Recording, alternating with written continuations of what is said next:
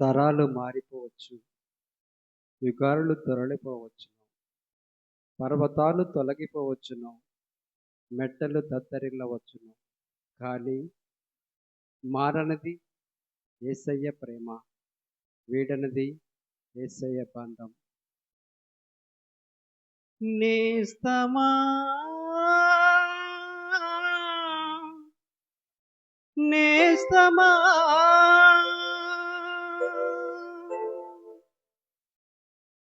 నేస్తమా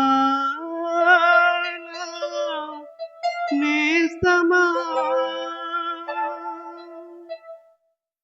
నా ప్రాణమా నా ప్రియ నేస్తమా నా ప్రాణమా నా యేసు దైవమా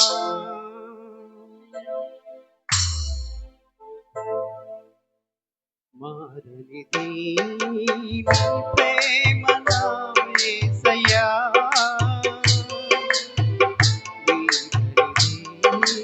నీ బంధము యేసయ్యా.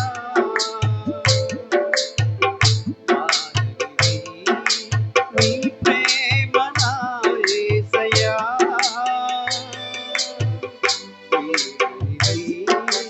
నీ బంధము యేసయ్యా.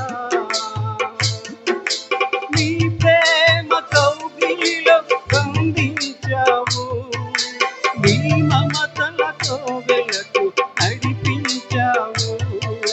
నీ ప్రేమ కౌగిలిలో బంధించావు, నీ మమతలతో వెలకు నడిపించావు. మారనిది నీ ప్రేమ నా యేసయ్యా,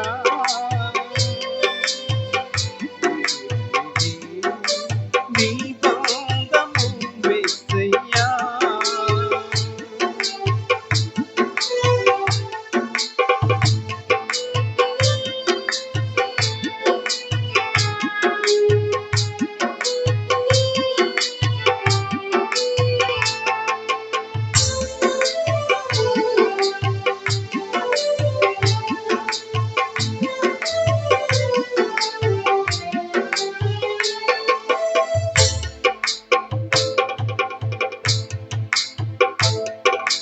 చెడిపోయి పడిన నన్ను చేరతీసి కడిగి కన్నీరు తుడిచితివే.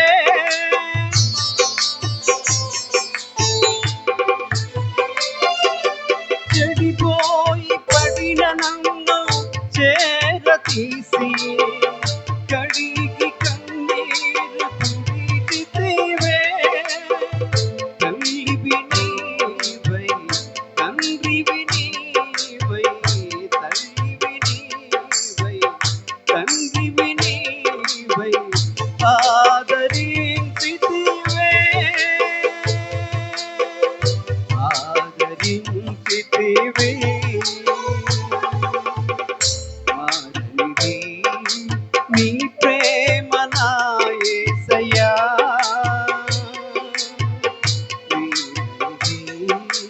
నీ బంధము యేసయ్యా.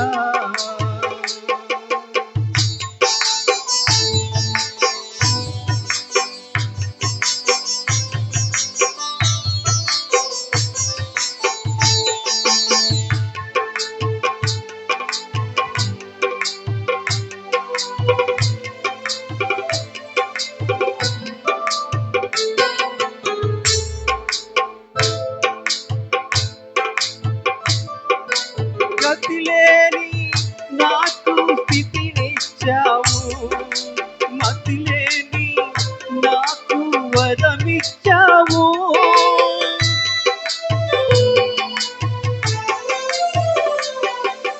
గతిలేని నాకు స్థితినిచ్చావు, మతిలేని నాకు వరమిచ్చావు.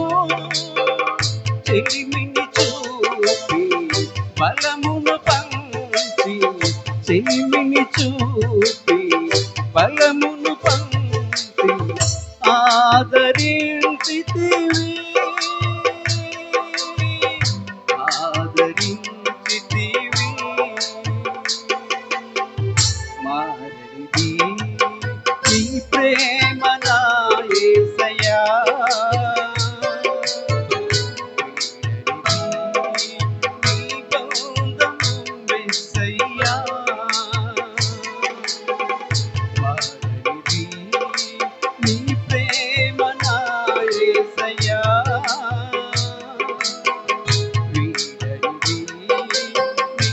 బంధము యేసయ్యా.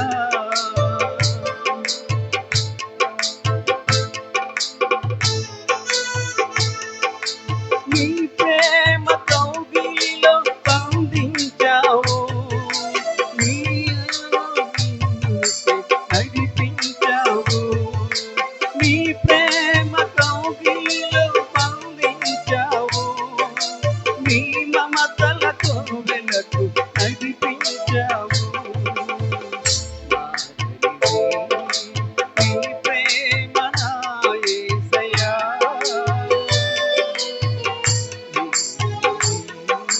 నీ బంధము యేసయ్యా.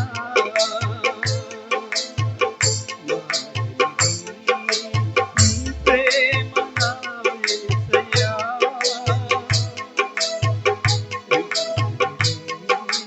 నీ బంధము యేసయ్యా. హల్లెలూయా. కోట్లాది దూతలనే కాదనుకోని,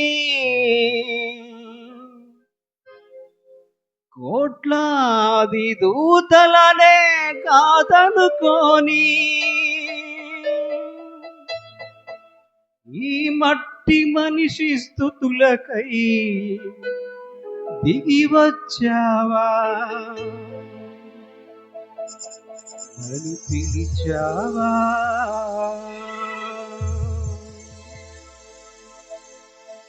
ఈ యోగ్యత లేని నన్ను నువ్వు పిలిచావా, నిన్ను మహిమ పరిచే భాగ్యము నాకిచ్చావా. ఈ యోగ్యత లేని నన్ను నువ్వు పిలిచావా, నిన్ను మహిమ పరిచే భాగ్యము నాకిచ్చావా. కోట్లాది దూతలనే కాదనుకోని, కోట్లాది దూతలనే కాదనుకోని, ఈ మట్టి మనిషి స్తుతులకై దిగి వచ్చావా, ఈ మట్టి మనిషి స్తుతులకై దిగి వచ్చావా. ఆరాధన స్తుతి ఆరాధన, ఆరాధన స్తుతి ఆరాధన, ఆరాధన స్తుతి ఆరాధన, ఆరాధన స్తుతి ఆరాధన. ఈ యోగ్యత లేని నన్ను పిలిచావా, నిన్ను మహిమ పరిచే భాగ్యము నాకిచ్చావా.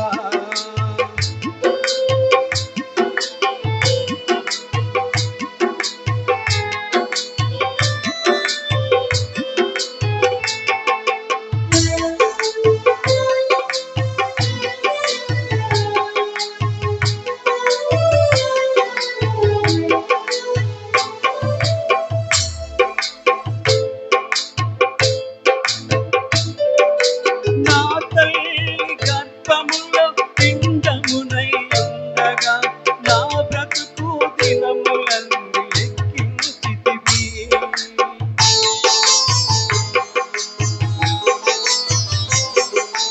నా తల్లి గర్భములో పిండమునై ఉండగా, నా బ్రతుకు దినములన్నీ లెక్కించితివి. చెదరిపోయే గాలిలో దీపమునై ఉండగా, చెదరిపోయే గాలిలో దీపమునై ఉండగా, మీ అరచేతులతో నన్ను కాచి ఉంటివి, మీ అరచేతులతో నన్ను కాచి ఉంటివి. ఆరాధన స్తుతి ఆరాధన, ఆరాధన స్తుతి ఆరాధన. ఏ యోగ్యత లేని నన్ను నువ్వు పిలిచావా, నిన్ను మహిమ పరిచే భాగ్యము నాకిచ్చావా.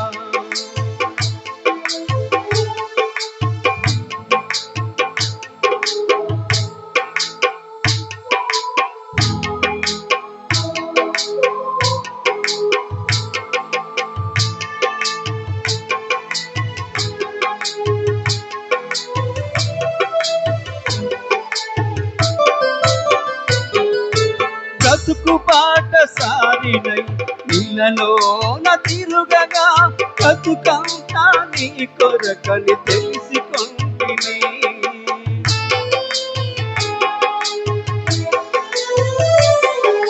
బ్రతుకు బాట సారినై ఇళ్ళలోన తిరుగగా బ్రతుకంతా నీ కొరకని తెలిసికొంటిని.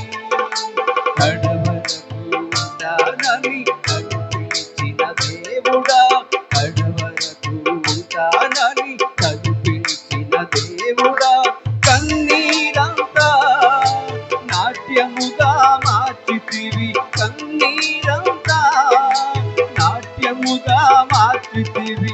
ఆరాధన స్తుతి ఆరాధన, ఆరాధన స్తుతి ఆరాధన.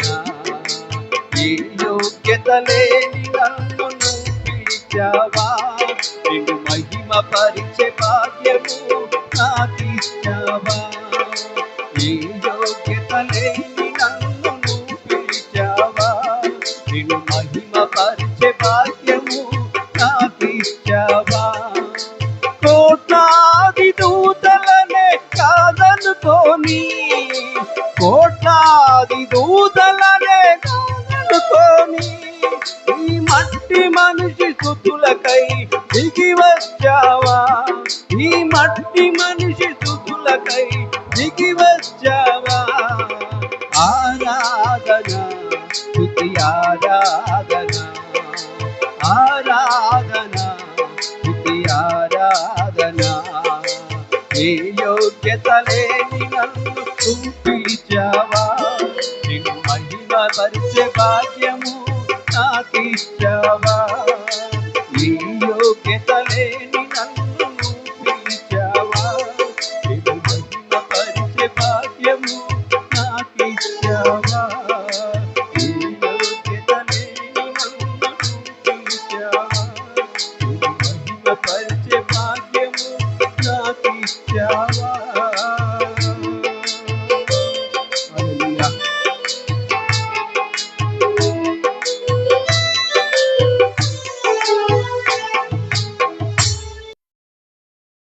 Praise the Lord. దేవుని నామానికి స్తోత్రాలు. సుగుణాల సంపన్నుడా, స్తుతిగానాల వారసుడా, జీవింతును నిత్యము నీ నీడలో, ఆస్వాదింతును నీ మాటల మకరందము.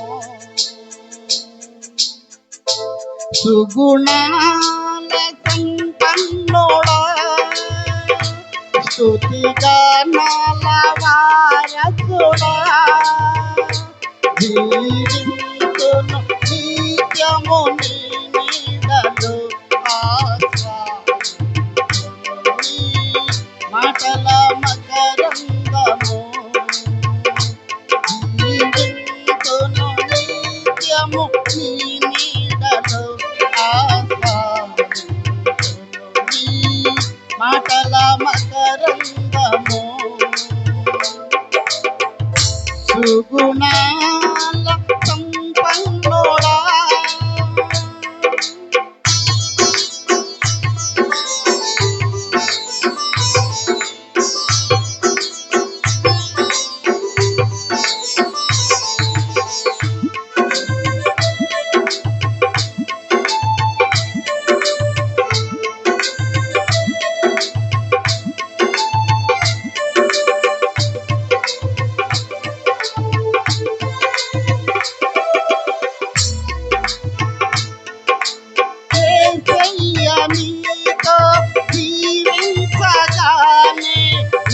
బ్రతుకు బ్రతుకుక మారెనులే.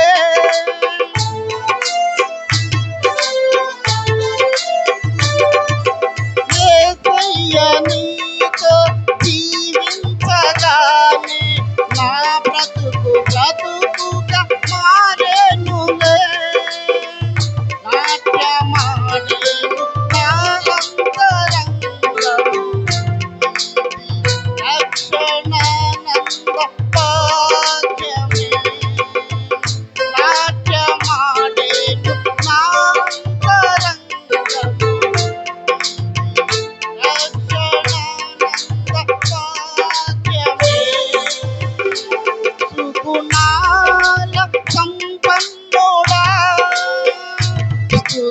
గానాల వారసుడా జీవింతును నిత్యము నీ నీడలో ఆస్వాదింతును నీ మాటల మకరందము జీవింతును నిత్యము నీ నీడలో ఆస్వాదింతును నీ మాటల మకరందము సుగుణాల సంపన్నుడా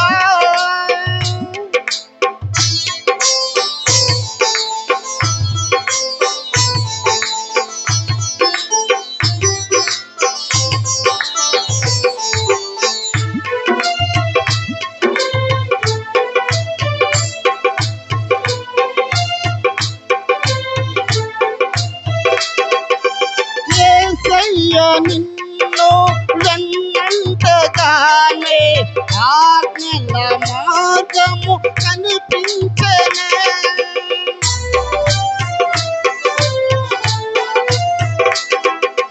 యేసయ్య నిన్ను వెన్నంటగానే ఆజ్ఞల మార్గము కనిపించెనే నీవు నన్ను నడిపించగలవు నేను నడువవలసిన తోవలు నీవు నన్ను నడిపించగలవు నేను నడువవలసిన తోవలు సుగుణాల సంపన్నుడా స్తుతిగానాల వారసుడా జీవింతును నిత్యము నీ నీడలో ఆస్వాదింతును నీ మాటల మకరందము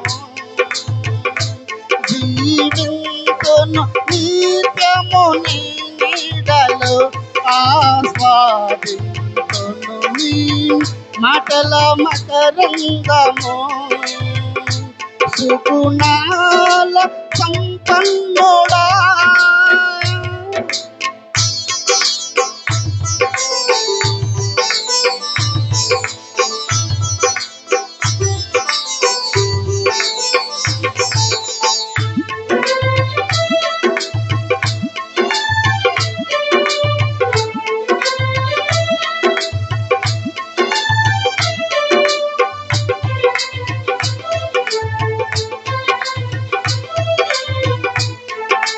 యేసయ్య నీ కృప కలంచగానే నా శ్రమలుగా అనిపించలేదే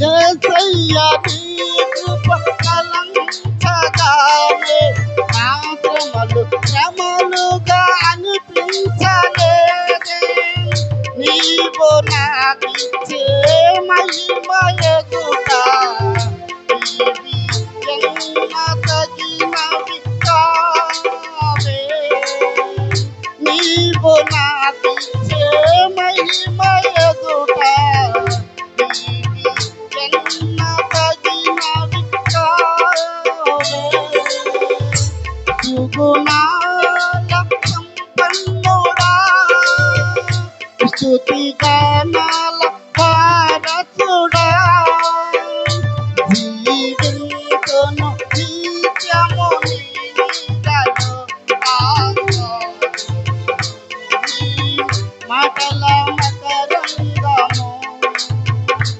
జీవింతును నిత్యము నీ నీడలో ఆస్వాదింతును నీ మాటల మకరందము సుగుణాల సంపన్నుడా ప్రైజ్ ది లార్డ్ హల్లెలూయా.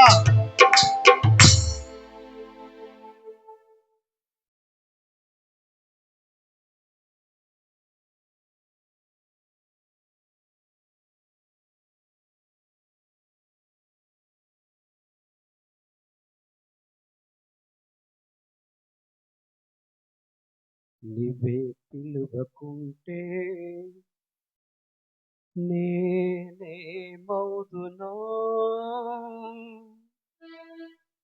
ఏమైపోదునో, నేనేమవుదునో.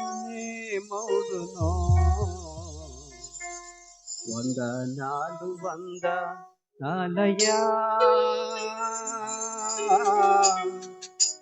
వేల వేల వందనాలయా.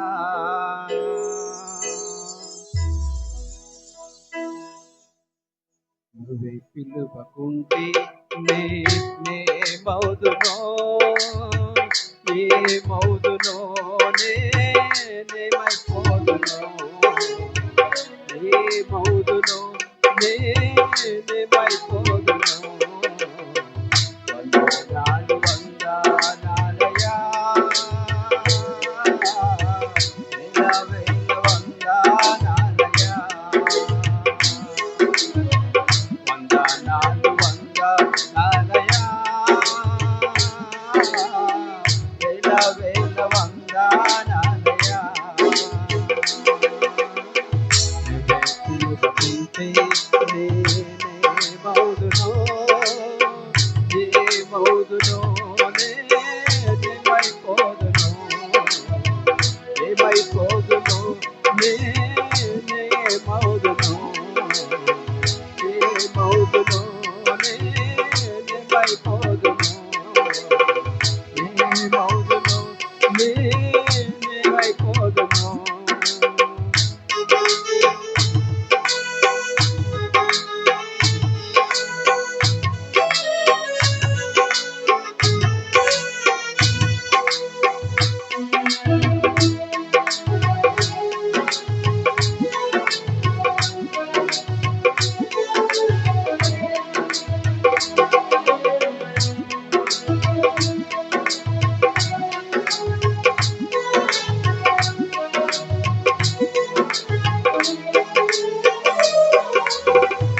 అంధకార బంధకాలతో బందీగానే ఉన్నప్పుడు, అంధకార బంధకాలతో బందీగానే ఉన్నప్పుడు ప్రేమ చూపినావు, విడిపించినావు, ప్రేమ చూపినావు, విడిపించినావు.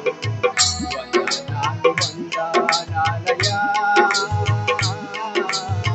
వేల వేల వందనాలయా.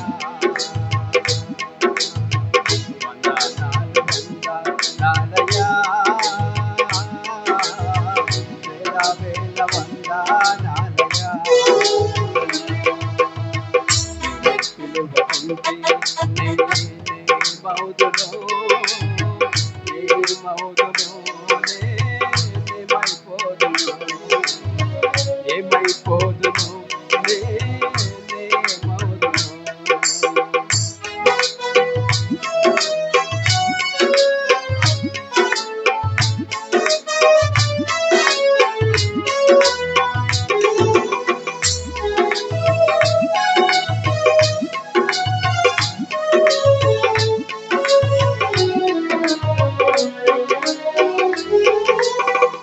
అరణ్య ప్రాంతమందు ఒంటరిగా ఉన్నప్పుడు, అరణ్య ప్రాంతమందు ఒంటరిగా ఉన్నప్పుడు ముందు నడిచినావు, మార్గం తెరచినావు, ముందు నడిచినావు, మార్గం తెరచినావు.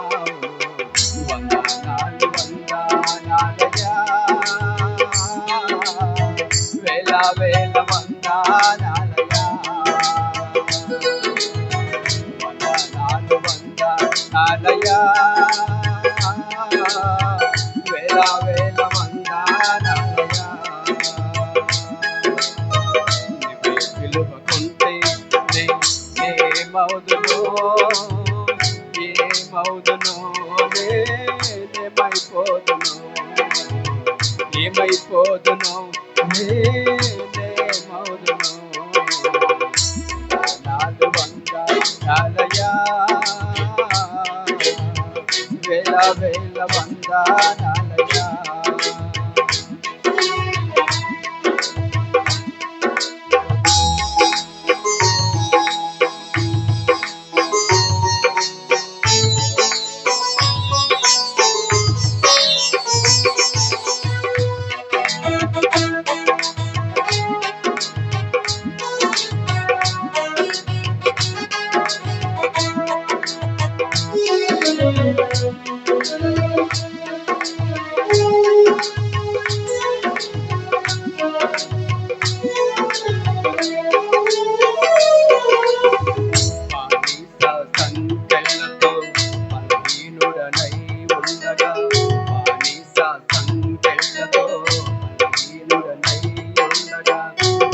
బలపరచినావు, చేరదీసినావు, బలపరచినావు, చేరదీసినావు.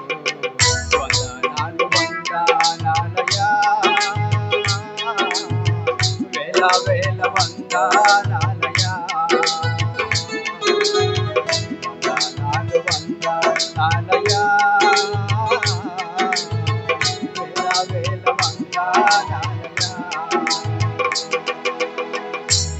పిలువకుంటే నేనే మౌదులో, ఈ మౌదులో ఏమైపోదును, నేనే మౌదులో.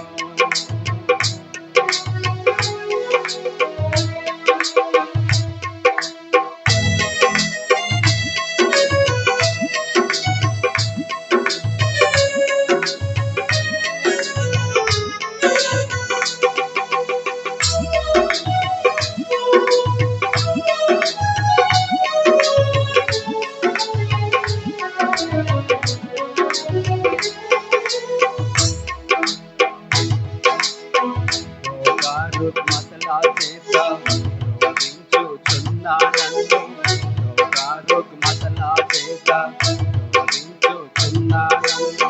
హస్తము చాపినావు, స్వస్థపరచినావు, హస్తము చాపినావు, స్వస్థపరచినావు. వందనాలు వందనాలయా, వేల వేల వందనాలయా. వందనాలు వందనాలయా, వేల వేల వందనాలయా. నీవే పిలువకుంటే నేనే మౌదులో, ఏ మౌదులో నేనేమైపోదును, ఏమైపోదును, నేనే మౌదును. వందనాలు వందనాలయా, వేల వేల వందనాలయా. వందనాలు వందనాలయా, వేల వేల వందనాలయా, వేల వేల వందనాలయా, వేల వేల వందనాలయా, వేల వేల వందనాలయా, వేల వేల వందనాలయా, వేల వేల వందనాలయా, వేల వేల వందనాలయా, వేల వేల వందనాలయా. హల్లెలూయా.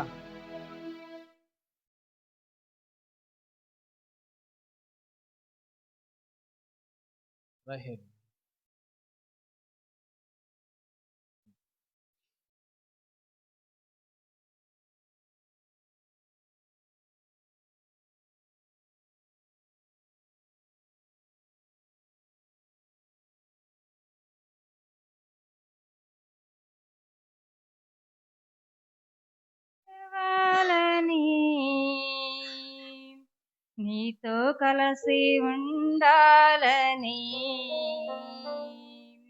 నీతో నేను నడవాలని, నీతో కలిసి ఉండాలని ఆశయ, చిన్న ఆశయ, ఓ యేసయ్యా నీవే చాలయ్యా. ఆశయ, చిన్న ఆశయ, ఓ యేసయ్యా నీవే చాలయ్యా. నీతో నేను నడవాలని,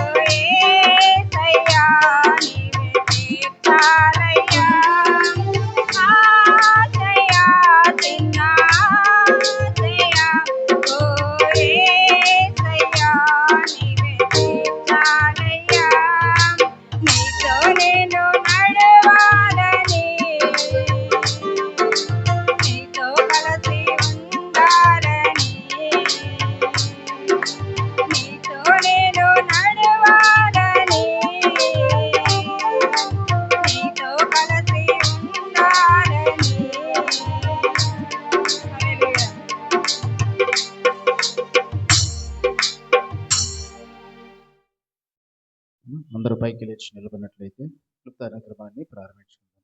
వచ్చేసి అందరూ కూడా పైకి లేచి నిలబడండి.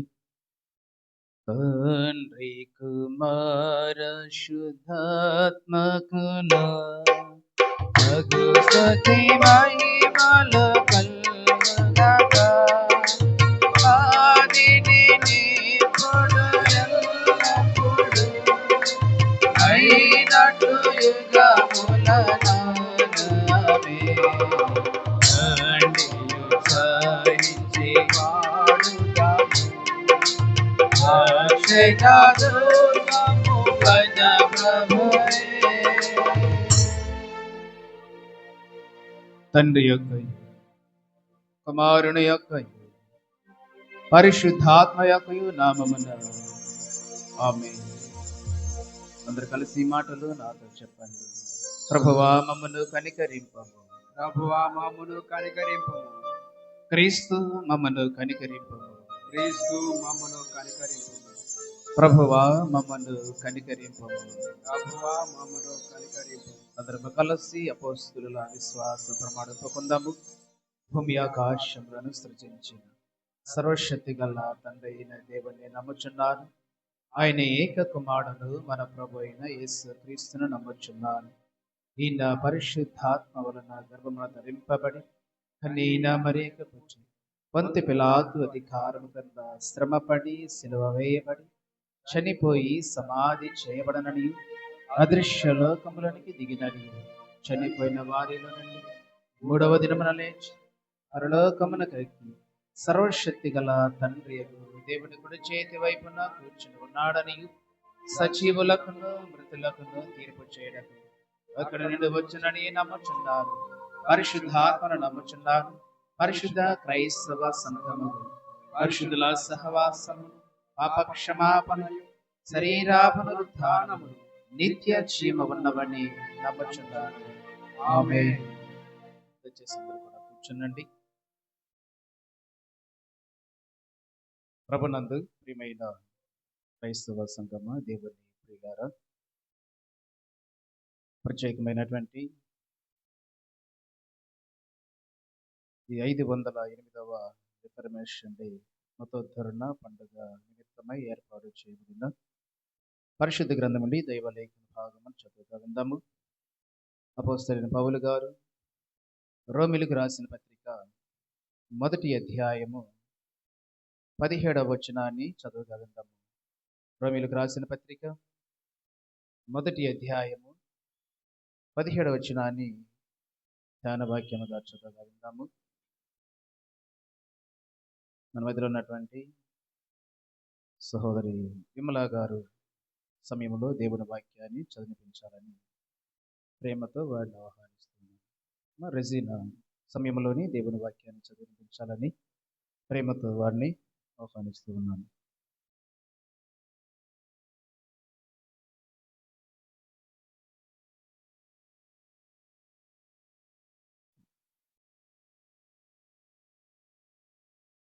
మతోద్ధరణ పండుగ నిమిత్తమై ఏర్పాటు చేయబడిన పాఠ్యభాగము రోమీయులకు రాసిన పత్రిక 1వ అధ్యాయము 17వ వచనము చదువుకున్నాం. ఎందుకనినా నీతిమంతుడు విశ్వాసం మూలముగా జీవించునని వ్రాయబడిన ప్రకారము విశ్వాసం మూలముగా అంతకంతకు విశ్వాసము కలిగినట్లు దేవుని నీతి దాని యందు బయలుపరచబడుచున్నది. ఈ పాఠ్యభాగము ఇంత పర్యాయం. దేవుడు తన పరిశుద్ధ వాక్యమును దీవించి ఆశీర్వదించును గాక. సమయంలోని పరిశుద్ధ గ్రంథము నుండి కొన్ని మాటలు మనమందరం కూడా ధ్యానం చేయబోయే ముందుగా ఈ సమయంలో ఎవరైనా ఆసక్తి కలిగిన వారు, స్త్రీల నుండి లేదా పురుషుల నుండి ఎవరైనా ఆసక్తి కలిగిన వారు గీతైన పాట వినిపించినట్లయితే తదుపరి దేవుని వాక్యాన్ని పరిశీలన చేద్దాం. ఎవరైనా ప్రేరేపించబడిన వారు పాట పాడాలని ఆశ కలిగిన వారు దయచేసి ముందుకు రండి. పాట అనంతరము దేవుని వాక్యాన్ని ధ్యానించుకుందాం. స్త్రీలు ఎవరైనా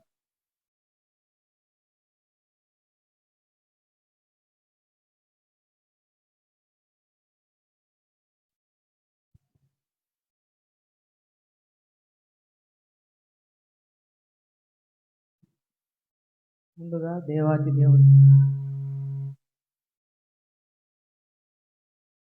దేవాతి దేవుడికి వందనాలు. పాస్టర్ గారికి, సంఘానికి అందరికీ వందనాలు. ఎంత మంచి దేవుడివయ్యా, ఎంత మంచి దేవుడవేసయ్యా, చింతలన్నీ తీరేనయ్యా నిన్ను చేరగా, ఎంత మంచి దేవుడవేసయ్యా, నా చింతలన్నీ తీరేనయ్యా నిన్ను చేరగా, ఎంత మంచి దేవుడవేసయ్యా, ఎంత మంచి దేవుడివయ్యా, ఎంత మంచి దేవుడవేసయ్యా,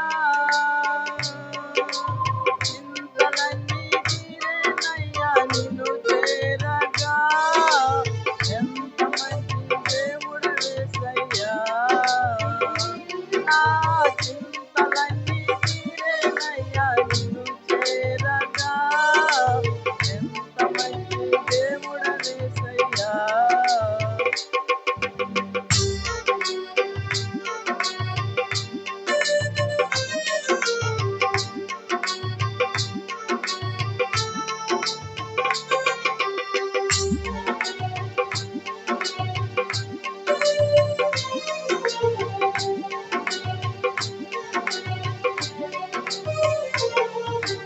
ఘోర పాపినైనా నేను దూరంగా పారిపోగా, ఘోర పాపినైనా నేను దూరంగా పారిపోగా,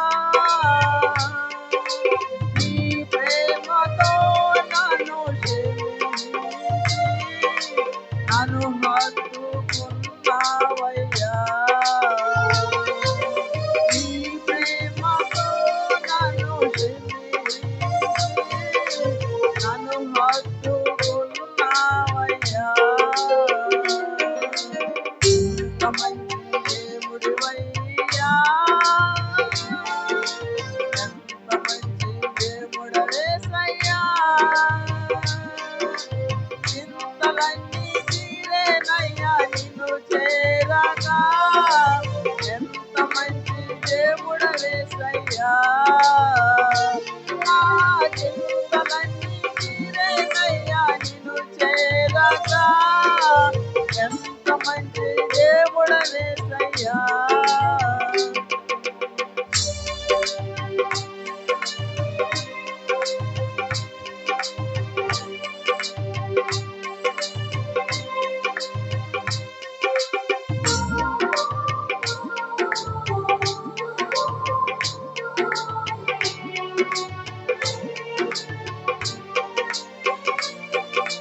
నాకున్న వారందరూ నన్ను విడిసిపోయినారు, నాకున్న వారందరూ నన్ను విడిసిపోయినారు, ఎన్నెన్నో ఇబ్బందులకు గురి చేసినను నువ్వు నన్ను విడువలేదయ్యా, ఎన్నెన్నో ఇబ్బందులకు గురి చేసినను నువ్వు నన్ను విడువలేదయ్యా, ఎంత మంచి దేవుడివయ్యా, ఎంత మంచి దేవుడవేసయ్యా, చింతలన్నీ తీరేనయ్యా నిన్ను చేరగా, ఎంత మంచి దేవుడవేసయ్యా, నా చింతలన్నీ తీరేనయ్యా నిన్ను చేరగా, ఎంత మంచి దేవుడవేసయ్యా.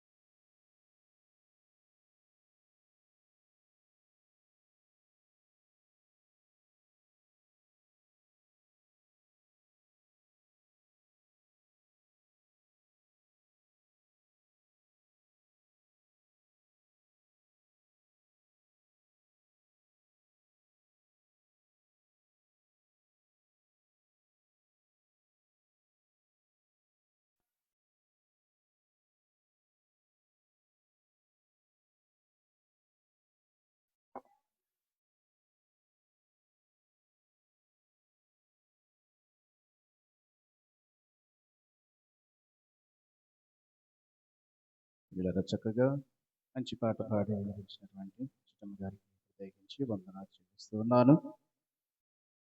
ప్రత్యేకమైనటువంటి సమయంలోని మనమందరం కూడా శ్రేష్టమైన దేవుని మాటలను జ్ఞాపకం చేసుకుందాము. మరొక పాట పాడుకొని దేవుని నామాన్ని మహిమపరుచుకుందాము. ట్రాక్ మీద పాట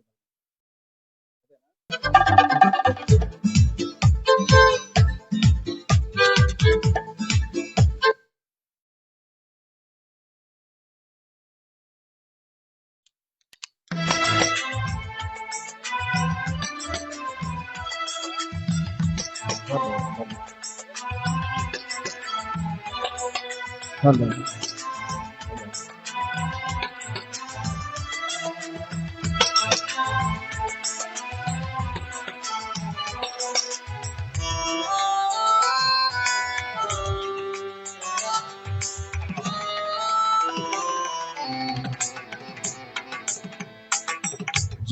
జగములనేలే శ్రీ యేసమ రక్షణ ప్రాకార నా అనుదిన జీవహర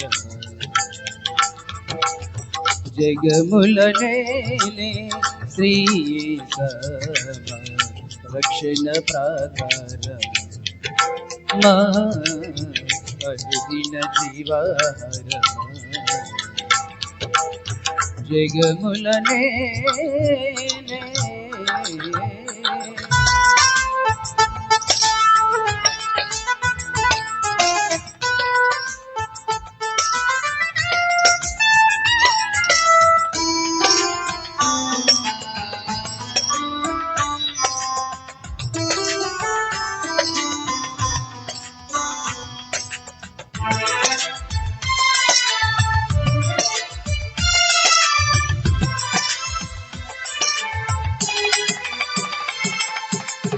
వేల్పులలోన నీ వంటి దేవుడు ఎవరున్నారు ప్రభు.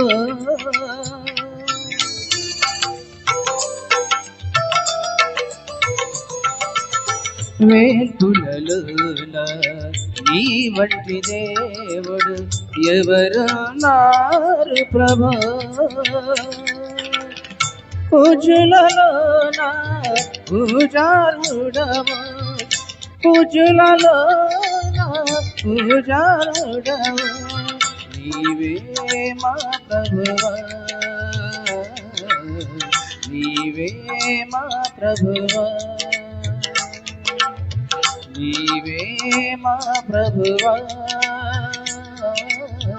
నీవే మా ప్రభువా అడిగిన ఇచ్చేదాతవు నీవే దేవా శరణము వేడిన భయమున సగే దేవా అడిగిన ఇచ్చేదాతవు నీవే దేవా శరణము వేడిన అభయమున సగే దేవా అవధులు లేని నీ ప్రేమలో అవధులు లేని నీ ప్రేమలో వర్ణింప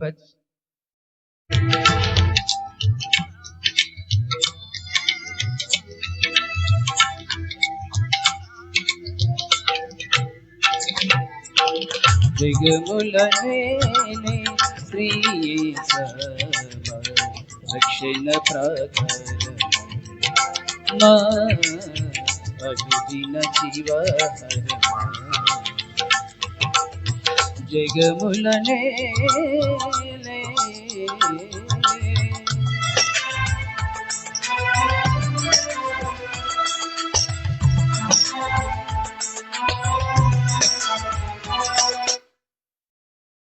మంచిది ప్రియులారా, ప్రార్థన చేసుకుని దేవుని వద్దకు వెళ్దాం. కళ్ళలు వచ్చండి, ప్రార్థించుకుందాం. మమ్మల్ని మికిలిగా ప్రేమించిన మా ప్రియ పరలోకమందున్న మా కన్న తండ్రి,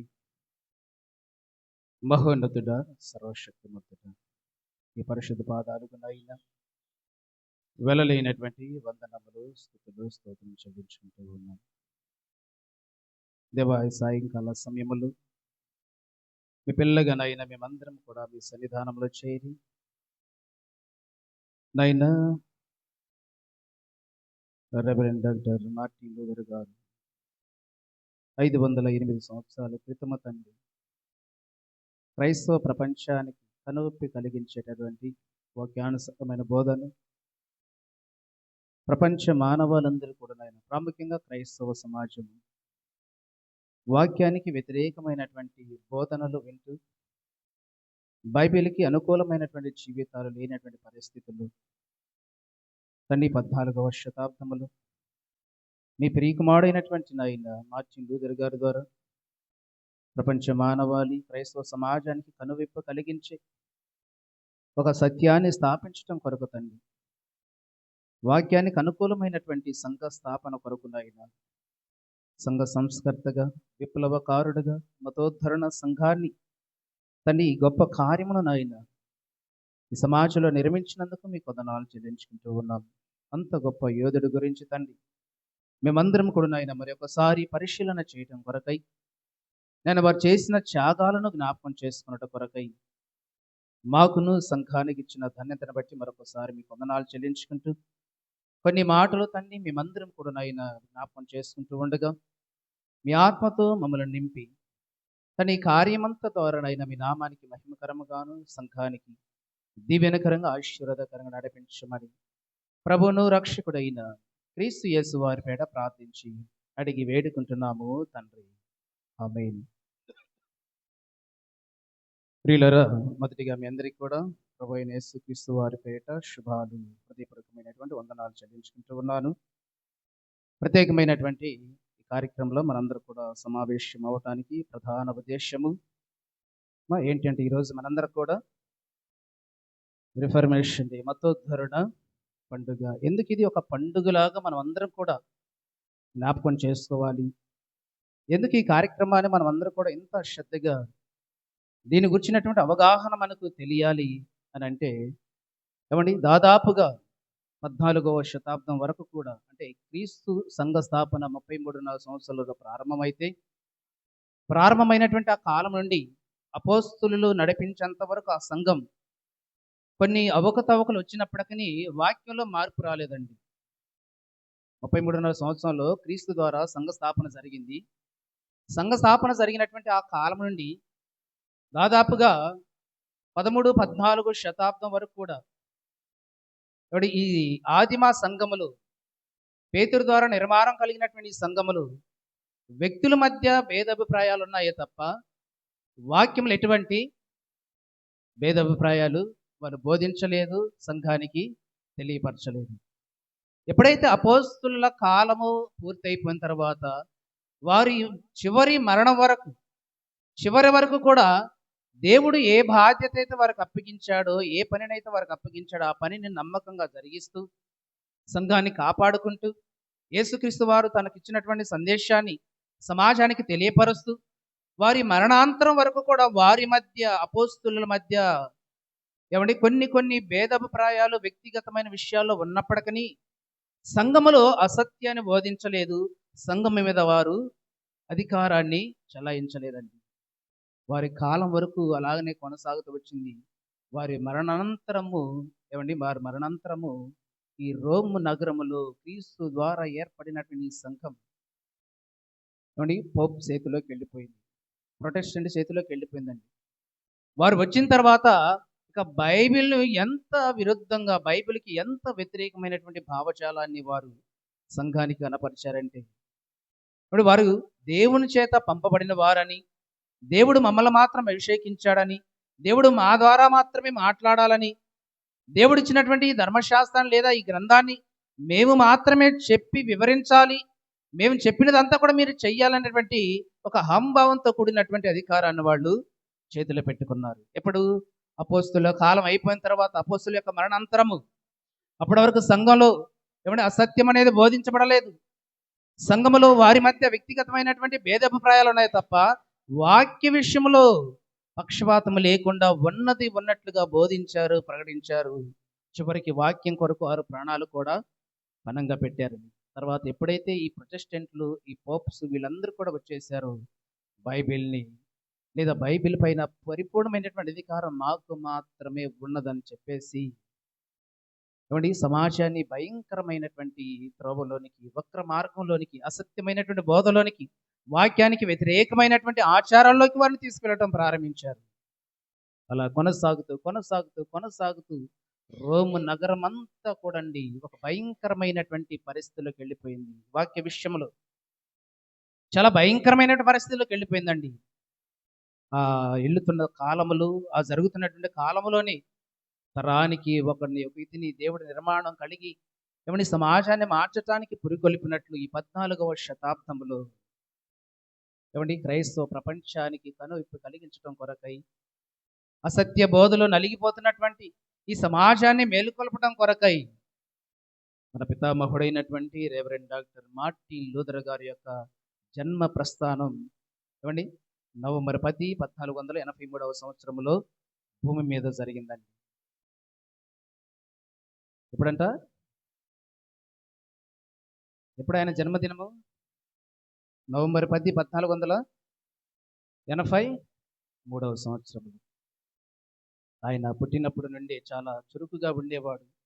దైవభక్తి విషయంలో చాలా యథార్థంగా నమ్మకంగా ఉండేవారు.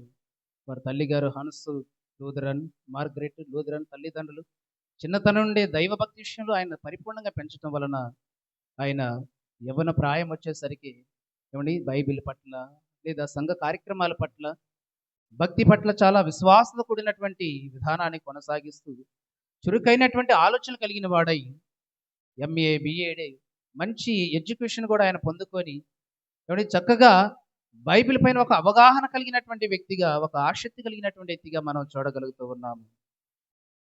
అలా ఎదుగుతున్న క్రమములు ఏమండి తనకున్నటువంటి ఒక ఫ్రెండ్ అకాల మరణముతో చనిపోవటం వలన బైబిల్ పైన చదవాలి, బైబిల్ పట్టుదలగా చదవాలి, బైబిల్ ఏమి రాయబడిందో చదవాలనేటటువంటి ఆసక్తి కలిగింది.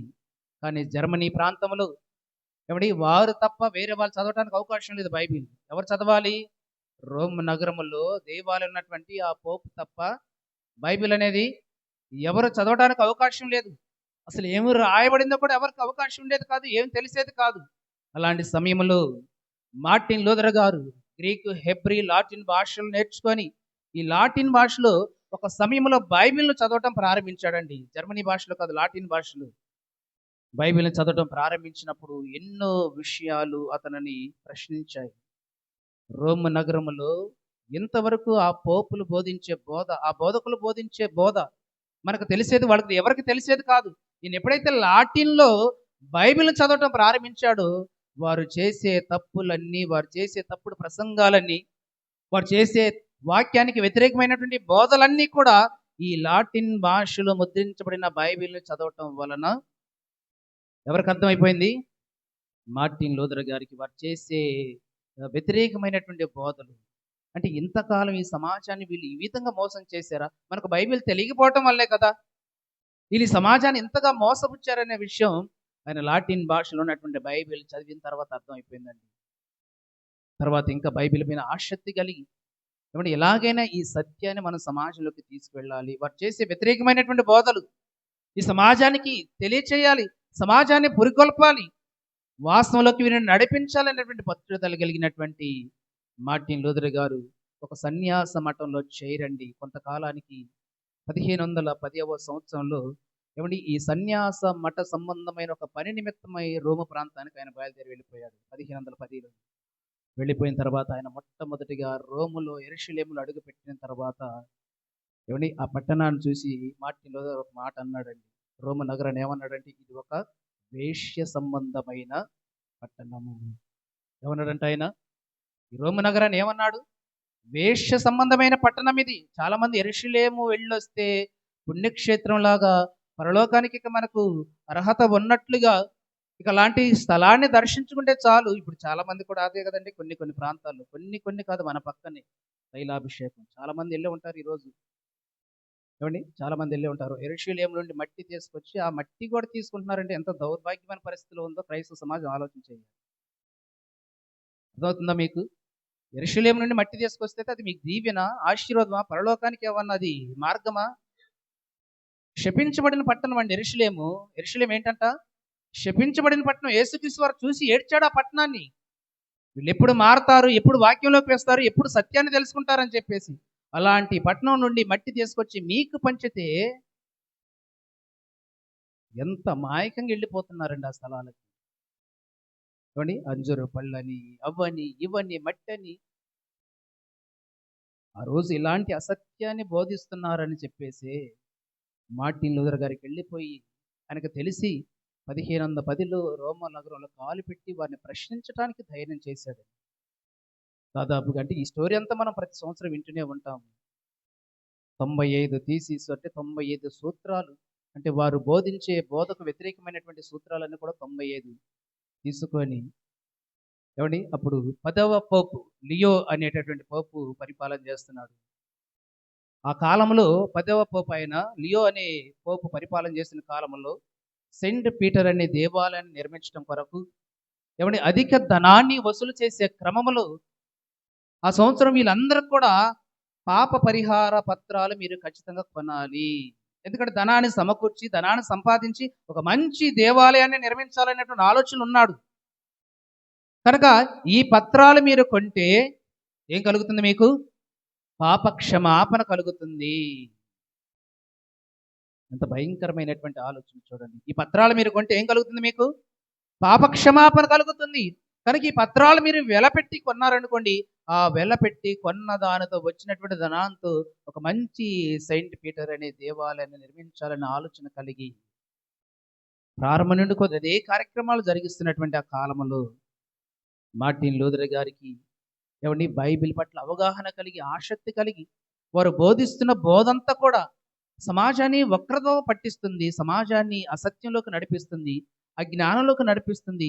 ఎలాగని సమాజాన్ని మార్చాలి, వారు చేసే తప్పులను మనం ఎత్తి చూపించాలి అని ఇక తెల్లవారితే ఈ పత్రాలన్నీ కూడా పంచటానికి ప్రిపేర్ అయిపోయారు. మొత్తం కూడా రోమ నగరంలో ఉన్నటువంటి పీఠాధిపతులు, మత సంస్కర్తలు, అలాగే యెరూషలేము దేవాలయంలో ఉన్నటువంటి ఏమండి ఈ పోప్స్, ఆ ప్రొటెస్టెంట్లు, వీళ్ళందరూ కూడా ఇక తెల్లవారితే ఏం చేయాలి? ఈ పాప పరిహార పత్రాలు పంచి వాడి ద్వారా వచ్చినటువంటి ధనంతో వారు గొప్ప ధనవంతులు అవ్వాలి, ఒక మందిరాన్ని దేవాలయం నిర్మించాలనేటువంటి ఆలోచన కలిగి ఉంటున్నటువంటి ఈ సందర్భాన్ని గమనించినటువంటి మార్టిన్ లూథర్ గారు, అదే మనం చదువుకున్నాం, అక్టోబర్ 31, 1500 చెప్పండి, అక్టోబర్ 31, 1517వ సంవత్సరం 10లో వెళ్ళిపోయాడు. 17వ సంవత్సరములో ఏమండి జాన్ గుటన్బర్గ్ అనే చర్చి ముఖ ద్వారానికి ఇక తెల్లవారితో వాళ్ళు పత్రాలు పంచుతారు. జాన్ గుటన్బర్గ్ అనే దేవాలయపు ముఖ ద్వారానికి 95 తీసేసి 95 సూత్రాలు రాసి తెల్లవారేసరికి ఆ దేవాలయం అంతా కూడా మేకులతో కొట్టడం జరిగింది. తెల్లవారేసరికి అందరూ వచ్చేసారు. ఎవరు ఈ కార్యం చేసింది? ఎవరు ఈ పని చేసింది? ఎవరు ఎవరు మనం చేసే బోధకు వ్యతిరేకమైనటువంటి ఏమండి ఈ కట్టడని, ఈ సిద్ధాంతాన్ని తీసుకొచ్చింది ఎవరు ఎవరు ఎవరు అని వాళ్ళు ప్రశ్నించినప్పుడు, అడిగినప్పుడు ఫలానా వ్యక్తి మార్టిన్ లూథర్ గారు అని చెప్పేసి తెలిసిపోయింది.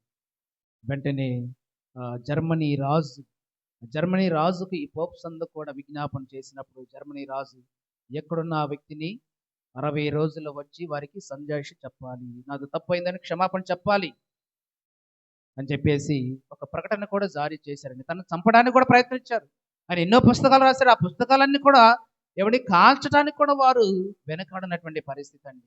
ఎన్ని ఆటంకాలు వచ్చినా, ఎన్ని ఇబ్బందులు వచ్చినా ఎవరికి భయపడకుండా బైబిల్ ఏది చెప్పితే అదే నేను మాట్లాడుతున్నాను, బైబిల్ ఏది ఏమండి బోధిస్తే అదే నేను పుస్తకాలు రాశాను కనుక నేను ఎవరికి భయపడాల్సిన పని లేదని చెప్పేసి యథార్థంగా ఏమంటే వాక్స్ అనే ఒక సభ ఏర్పాటు చేసినప్పుడు ఆ సభలో అనేక మంది బిషప్పులు ఏమండి మతాధికారులు వాళ్ళందరి సమక్షంలో మార్టిన్ లూథర్ గారిని నిలబెట్టి ఆయన ప్రశ్నించారు, ఈ పుస్తకాలు రాసింది నీవేనా?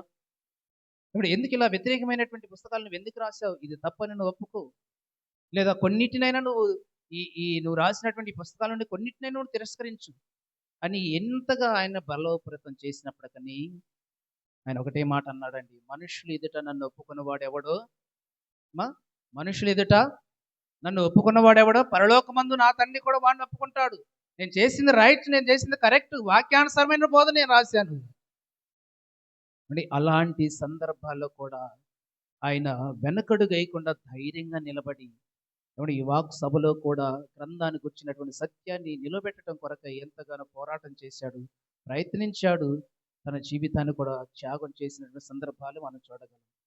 ప్రియులారా, ఇలాంటి కార్యక్రమాలు ఎన్నో తన జీవితములు రోజున ఈ అక్టోబర్ 31, 1517 సంవత్సరం నిర్మించినటువంటి ఈ 95 థీసిస్, ఈ 95 సూత్రాల ద్వారానే ఏమంటే క్రైస్తవంలో ఒక విప్లవం వచ్చేసింది. క్రైస్తవంలో సత్యమేందో అర్థమైపోయింది. ఏమండి, క్రైస్తవ సమాజం పట్ల ఒక విలువైనటువంటి ఆర్స్యం లేదా రోమా సామ్రాజ్య బంధాల నుండి వారు విడిపించబడడానికి మార్టిన్ లూథర్ గారి ద్వారా ఒక అవకాశాన్ని దేవుడు ఈ సమాజానికి అనుగ్రహించినట్లు ప్రియులారా మనం చూడగలం. ఆయన ప్రాముఖ్యమైన అంశాలు దీనిలో కొన్ని పొందుపరిచాడండి.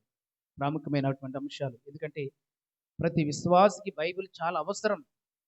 ఆయన కొన్ని మాటలు తెలియజేస్తూ తన పుస్తకాల్లో వరిలకు పచ్చిక బయళ్ళు ఎంత అవసరమో, అలాగే పక్షికి గూడు ఎంత అవసరమో, జింకకు బండరాయి ఎంత అవసరమో, చేపకు నీటి కాలవ ఎంత అవసరమో, ప్రతి విశ్వాసికి బైబిల్ కూడా అంతే అవసరం. ఖచ్చితంగా ప్రతి విశ్వాసి దగ్గర ఏముండాలనుకున్నాడు? బైబిల్ ఉండాలి. ప్రతి వారు దీన్ని పరిశీలన చెయ్యాలి. ప్రతి ఒక్కరూ దీన్ని చదవాలి. ఏమండి, ఈ రోజున మార్టిన్ లూథర్ గారు లేకపోతే ఈ 66 పుస్తకాలు ఈరోజు ఎంత క్లియర్గా మనకు ఉండేది కాదండి. నిజంగా వాస్తవం ఇది. కానీ చాలామందికి ఈరోజు లూథరన్ సంఘం అంటే ఎలా ఉంది? ఒక చులకన భావం, ఒక చులకన భావం అండి. మార్టిన్ లూథర్ గారి సంఘం అంటే ఒక చులకన భావం, ఏళ్ళను చేసేటటువంటి తత్వం. ఇది ఈరోజు కొన్ని వేల సంఘాలు భూమి మీద ఉన్నాయి, వేల సంఘాలు పుట్టుకొచ్చాయి.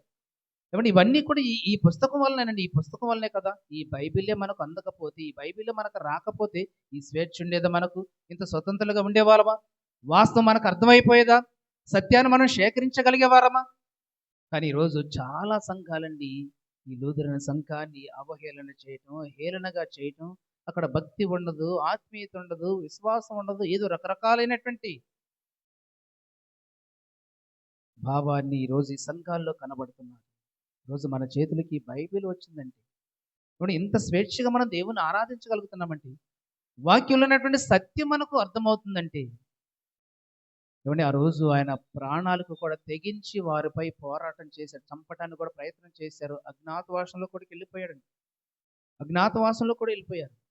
తన ఫ్రెండ్ ఒక ఆయన తన డైరీలో రాసుకున్నాడు, ఓ దేవా, మార్టిన్ లూథర్ గారు లేకపోతే మాకు సువార్త ఎవరు ప్రకటిస్తారని తన పుస్తకంలో కూడా, తన ఫ్రెండ్ అని తన స్నేహితుడు తన పుస్తకంలో రాసుకున్నటువంటి సందర్భం కూడా మనకు చరిత్రలో కనపడుతుంది. ఇంతటి గొప్ప త్యాగం చేసి ఆ రోజే ఏది 14వ శతాబ్దంలోనే 15వ శతాబ్దంలోనే అసత్యము పైన పోరాటం చేసి, వాక్యము పైన పోరాటం చేసి, సత్యాన్ని మీరు సమాజానికి ప్రకటించమని ఆ రోజే ఆయన 15వ శతాబ్దంలోనే వారిపైన తిరుగుబాటు చేస్తే, అప్పటి నుండి ఇప్పటి వరకు కూడా క్రైస్తవ సమాజంలో మార్పు వచ్చిందండి.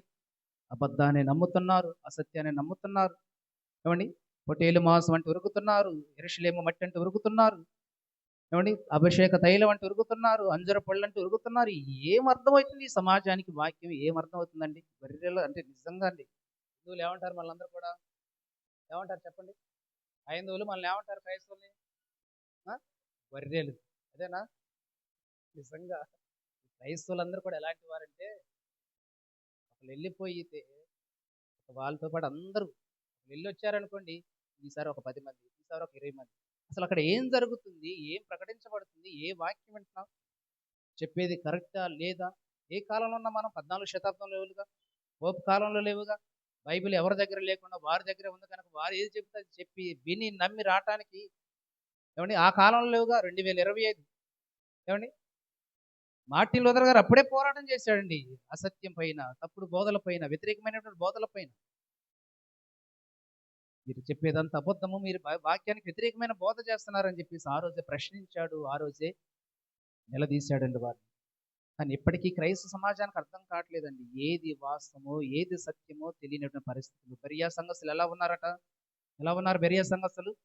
అపోస్తులు చెప్పిన బోధ అలా ఉన్నదో లేదో ప్రతి దినము లేఖనములను పరిశోధించుచుండేది. ప్రతి దినము లేఖనములను పరిశోధించుచుండేది. ఏది మరి ఈరోజు ఈ పరిశోధన ఏది క్రైస్తవ సమాజంలో? ఈ పరిశోధన ఏదండి? ఏది ఎక్కడ జనం ఎక్కడ ఎక్కువ ఉంటే అక్కడ భక్తి ఉన్నట్ల, జనం ఎక్కడ విస్తారంగా ఉంటే అక్కడ దేవుని కృప ఉన్నట్ల, అక్కడ అభిషేకం ఉన్నట్ల, నలుగురున్న చోట ముగ్గురున్న చోట దేవుడు ఉండడనే. అలాంటి ఆలోచన అలాంటి భావం మీకుంటే వాక్యం కొరకు మీరు ప్రయాసపడాలి కానీ శరీర సంబంధమైన ఈ లోక సంబంధమైన ఏమండి ఇలాంటి వాటి కొరకు పరిగెడుతున్నారు మీరందరూ కూడా. ఆయన ఎప్పుడో ఖండించాడు ఇలాంటి బోధన. అందుకే ఆయన అన్నాడు, ఏం చెప్పాడు? మార్కు అది రోమపత్రిక 1వ అధ్యాయము 17వ వచనం. ఏమండి బైబిల్ నుండి ఆయనకు ఏమండి కనువిప్పు కలిగించినటువంటి ఒక మంచి మాట అండి. ఏం రాయబడింది అక్కడ? నీతిమంతుడు విశ్వాస మూలముగా జీవించును. నీతిమంతుడు ఎలా జీవిస్తాడంట? విశ్వాస మూలముగా. విశ్వాసం అనగా ఎవరిని గుర్చినటువంటి మాట వినాలి మనం? క్రీస్తుని గుర్చినటువంటి మాట వలన మాత్రం మనకు విశ్వాసం కలగాలి. మీరిచ్చే పాప పరిహార పత్రాల వలన, లేదా మీరు పరిశుద్ధుడని మీరు ఎవడో ఐడెంటిఫై చేయటం వలన, జస్టిఫికేషన్ మీరు చేయటం వలన ఎవరు పరిశుద్ధులుగా తీర్చబడదో నీతిమంతులుగా తీర్చబడదు. మరి ఎలా తీర్చబడతారు నీతిమంతులుగా అంటే విశ్వాసం మూలముగా. ఏమండి విశ్వాసం మూలముగా నీతిమంతులుగా తీర్చబడతారు. రెండవది, దేవుని కృప ద్వారా మాత్రమే మనకు రక్షణ వస్తుంది తప్ప మీరు చెబితే, మీరు ఆశీర్వదిస్తే, మీరు ఆర్డర్ వేస్తే ఎవరికి కూడా రక్షణ రాదు. వారు చేసే ప్రయత్నం అది. ఏమండి పోపు చేసే ప్రయత్నం అదండి. మేము మీకు ఆజ్ఞాపిస్తేనే మీకు రక్షణ వస్తుంది, మేము ఇచ్చిన పత్రాలు మీరు కొంటేనే పాపం నుండి మీకు ప్రక్షాళన కలుగుతుంది. భూమి మీద మనిషి కుమారుడుకు తప్ప పాపములను ప్రక్షాళన చేసే అధికారం ఎవరికి ఉందా? ఎవరికి లేదండి, ఎవరికి లేదు. పాపము నుండి మనిషిని పవిత్రుడిగా, పరిశుద్ధులుగా, నీతిమంతులుగా తీర్చాలంటే ఒకే ఒక్కడున్నాడు. ఆయన ఎవరట? యేసుక్రీస్తు వారు. అది చెప్పరు వాళ్ళు. మేము రాసిస్తాం ఒక పత్రిక, అది మీరు కొనండి, మీకు వెంటనే పాపం పోతుంది కదా, మీకు వెంటనే పాపం పోతుంది. అందుకన్నాడు అక్కడ, నీతిమంతుడు ఎలా జీవిస్తాడంట? విశ్వాస మూలముగా జీవించును. రక్షణ కూడా మనకి ఎలా వస్తుందంటే పోపు ద్వారా రాదండి, వారు ఇచ్చిన పత్రాల ద్వారా రాదు. ఎలా వస్తుందంటే మనకు రక్షణ? ఎఫెసీ పత్రిక 2వ అధ్యాయము 8వ వచనం చూడండి. ఎఫెసీలకు రాసిన పత్రిక 2వ అధ్యాయము 8వ వచనం. కొన్ని మాటలు త్వరగా ముగించుకొని ఎఫెసీలకు రాసిన పత్రిక, మీరు విశ్వాసము ద్వారా కృపచేతనే రక్షింపబడి ఉన్నారు, ఇది మీ వలన కలిగినది కాదు, దేవుని వరమే. ఈ రక్షణ ఎవరి ద్వారా కలగాలంటే మనకు క్రీస్తు ద్వారా కలగాలి, దేవుని ద్వారా కలగాలి. మనుషులు ఇచ్చేది కాదు రక్షణ. మనుషుల వలన పాపం కాదు, మనుషుల వలన రక్షణ రాదు. అందుకన్నాడు, ఇది దేవుని వరమే, ఇది మీ వలన కలిగినది కాదు, ఇది దేవుని వరమే. కొన్ని పాయింట్స్ అండి 95 థీసిస్లో ప్రాముఖ్యమైన అంశాలు మనం పరిశీలన చేస్తే, ఒకటి, నీతిమంతుడు విశ్వాసం మూలముగా జీవిస్తాడు. రెండవది కూడా, ఈ రక్షణ ఎవరు ఇవ్వాలంట? మనకు దేవుడు ఇవ్వాలంటండి. రక్షణ మనుషుల వలన కలిగేది కాదు, దేవుడు మాత్రమే మనల్ని. ఎందుకంటే పాపములను క్షమించే అధికారం భూమి మీద ఆయనకు మాత్రం ఉంది కనుక ఆయనే ఆ పాపం నుండి మనల్ని సంరక్షించి మనల్ని నీతిమంతులుగా తీర్చి మనకు రక్షణ భాగ్యాన్ని అనుగ్రహించాలి. ఇది దేవుని వరం అన్నాడు, అది మీ వలన కలిగినది కాదు, ఏ మనుష్యుడి వలన అది కలిగినది కాదు, దేవుని వరమే. ఇక రెండవదిగా, దేవునికి నీ మనుషులకు మధ్యవర్తి పోపు కాదు. ఎవరట? ఎవరట? తిమోతి రాసిన మొదటి పత్రిక 2వ అధ్యాయం 5వ వచనం అండి. తిమోతి రాసిన మొదటి పత్రిక 2వ అధ్యాయం 5వ వచనం. ఎవరట? దేవునికి నీ మనుషులకు మధ్యవర్తి ఎవరట? చదువు అక్కడ ఏముందో? దేవుడు ఒక్కడే, దేవునికిని నరులకును మధ్యవర్తియు ఒక్కడే, ఆయన క్రీస్తు యేసను నరుడు. పోపు కాదంటండి, పోపు కాదు మధ్యవర్తి. దేవునికి నీ నరులకు మధ్యవర్తి ఎవరట? యేసుక్రీస్తు ప్రభుల వారు. ఆయన ద్వారాగా నీతిమంతులు చేసే అవకాశం ఉంది, ఆయన ద్వారాగానే పాపక్షమాపణ ప్రక్షాళన కలిగే అవకాశం ఉంది, ఆయన ద్వారాగానే రక్షణ భాగ్యాన్ని పొందుకునే అవకాశం ఉంది. మరులకును దేవునికి మధ్యవర్తిత్వం కూడా నిర్వహించేవాడు ఎవై ఉన్నాడు? యేసుక్రీస్తు ప్రభుల వారై ఉన్నారు. ఇన్ని కార్యక్రమాలు బైబిల్లో రాయబడంటే ఇవన్నీ వారు చెప్పట్లేదంటండి. సమాజాన్ని మోసం చేసి అసత్యాన్ని బోధించి వాక్యాన్ని వక్రీకరించి ప్రజల ద్వారా సొమ్మును ధనాన్ని వారు సమకూర్చుకొని ధనవంతులుగా చలామణవుతూ వారి మీద అధికారాన్ని జీవిస్తున్న కాలములో మార్టిన్ లూథర్ గారు వారిపైన పోరాటం చేశాడు. వారు వ్యతిరేకమైన బోధను ఖండించాడు. ఎలాగని ఈ సమాజానికి సత్యాన్ని చెప్పాలని ప్రతి ప్రాంతాలకు ప్రతి చోటకు వెళ్ళి దేవుని వాక్యాన్ని ప్రకటించారు. ఇలా ప్రకటిస్తున్నాడని తెలుసుకున్నటువంటి వారు ఆయన చంపడానికి ప్రయత్నం చేశాడు. అంటే కొంతకాలానికి అజ్ఞాన సువాసంలోకి వెళ్ళిపోయాడు. చివరిగా 1525లో ఆయన ఒక వివాహితను వివాహం కూడా చేసుకున్నటువంటి సందర్భం మనకు తెలుసు. ఏమండి ఆ పేరు కూడా మార్టిన్ లూథర్ గారి భార్య గారి పేరు కూడా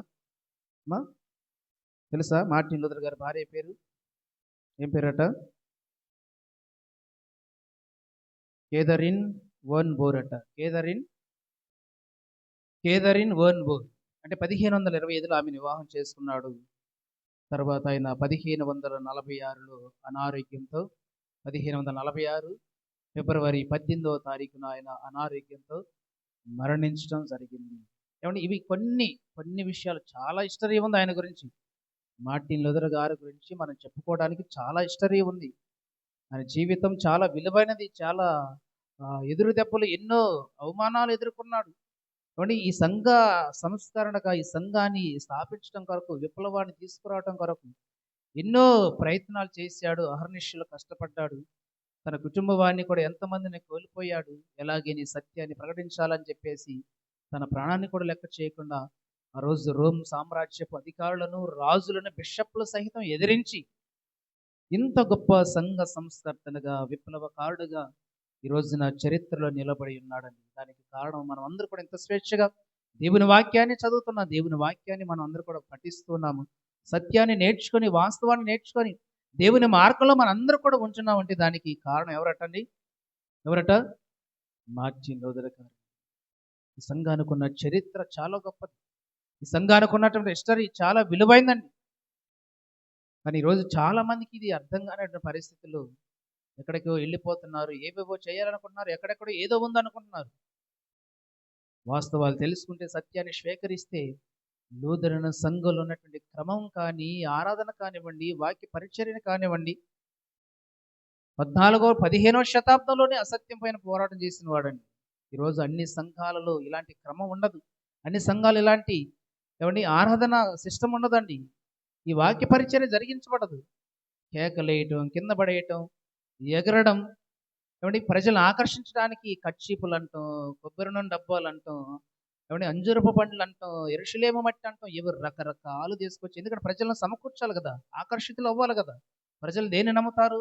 వాస్తవాల కంటే కూడా ఆ వాస్తవాల్ని, అబద్ధాన్ని ఎక్కువ అట్రాక్ట్ అవుతారండి మనుషులు. నిజం కంటే కూడా అబద్ధానికి మనుషులు ఎలా అవుతారు? వెంటనే ఆకర్షితులు అయిపోతారు. పరలోకానికి చేర్చే బోధ మనం నేర్చుకోవాలండి. పరలోకానికి చేర్చే బోధ. అందుకే నీతిమంతుడు విశ్వాస మూలంగా జీవిస్తాడు. తర్వాత రక్షణ, దేవుని వలన మనకు కలిగే వరము, అలాగే మనుషులకు దేవునికి మధ్యవర్తి ఎవరట? యేసుక్రీస్తు ప్రభుల వారు. ఎందుకంటే ఆయన మాత్రమే పాపములను క్షమించడానికి అధికారం కలిగిన వాడు. తిమోతి రాసిన మొదటి పత్రిక ముగించుకుందాం.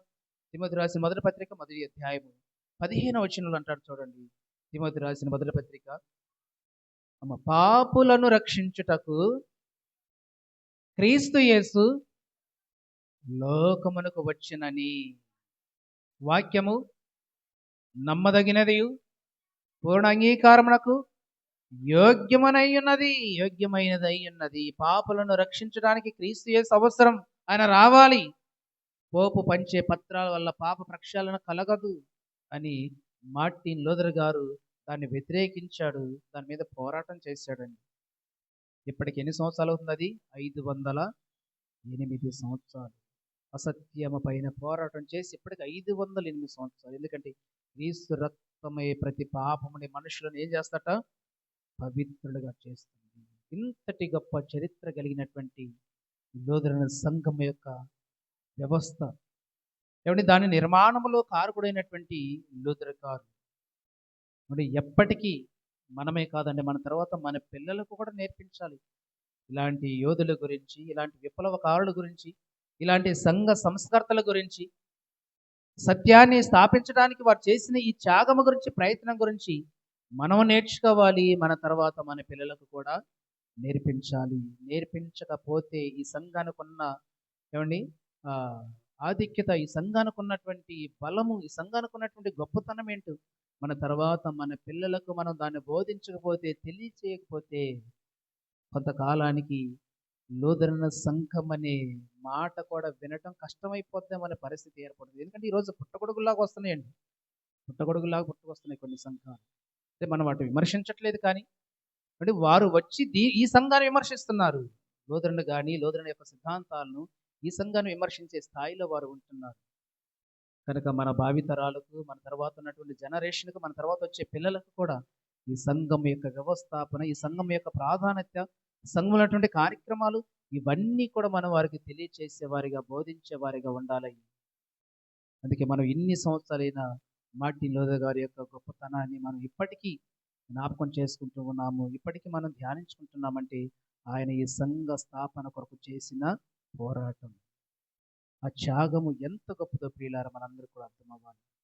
కనుక అంతటి గొప్ప మహనీయుడను మరి రెవరెండ్ డాక్టర్ మార్టిన్ లూథర్ గారు చేసిన త్యాగాన్ని సంఘ సంస్కర్తగా, ఉద్యమకారుడుగా, విప్లవకారుడుగా ఈ మతోద్ధరణ పండుగ కార్యక్రమాన్ని మరి ఈ సంవత్సర కాలంలో కూడా మరికొన్ని మాటలు మనం నేర్చుకోవడానికి దేవుడు మనకిచ్చినటువంటి అవకాశాన్ని బట్టి మనం అందరూ కూడా కన్న తండ్రి అయినటువంటి దేవునికి కృతజ్ఞత ఆస్తుతులు చెల్లించుకుంటూ నేను ఈ కొద్ది మాటలు ముగిస్తున్నాను. దేవుడు తన పరిశుద్ధ వాక్యమును దీవించి ఆశీర్వదించును గాక.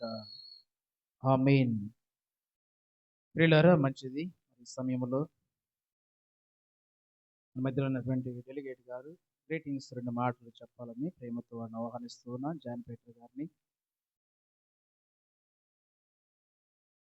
అయ్యా త్వరగా వచ్చేస్తుందా.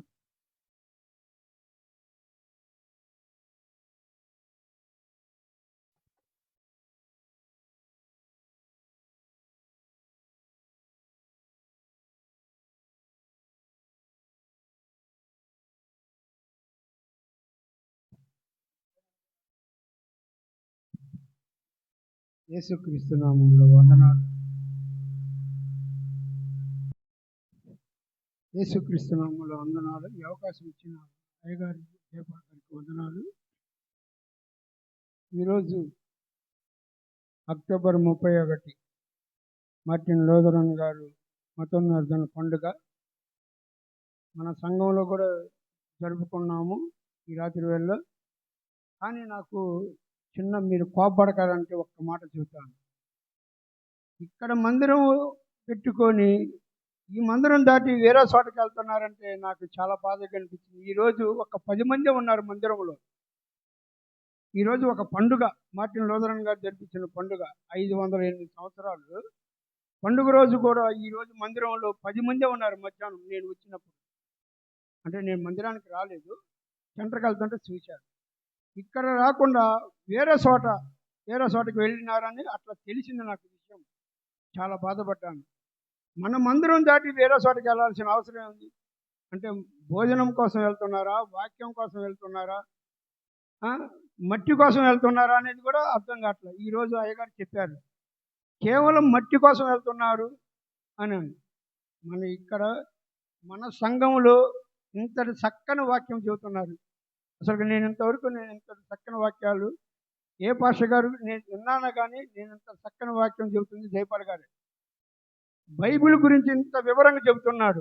అయినా కూడా వస్తున్నారు, వింటున్నారు, అవన్నీ మళ్ళీ ఒక పక్కన చెవును వీళ్ళు చేపెట్టి వేరే చోటకి వెళ్తున్నారు. దేనికి వెళ్తున్నారో అదైతే మాకైతే అర్థం కాదు. కానీ మొన్న ఆదివారం మాత్రం, స్త్రీల ఆదివారం మాత్రం విజయవంతంగా జరిగింది.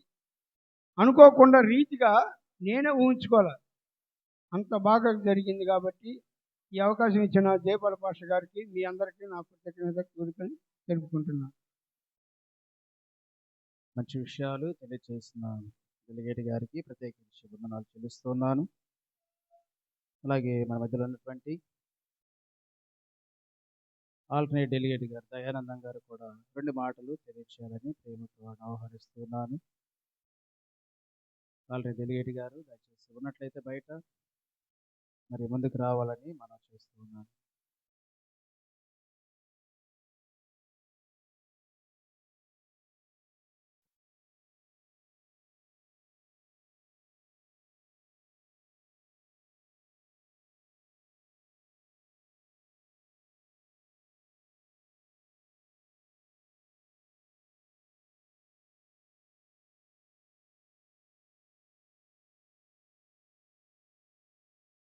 మొదటిగా దేవునామానికి స్తోత్రాలు.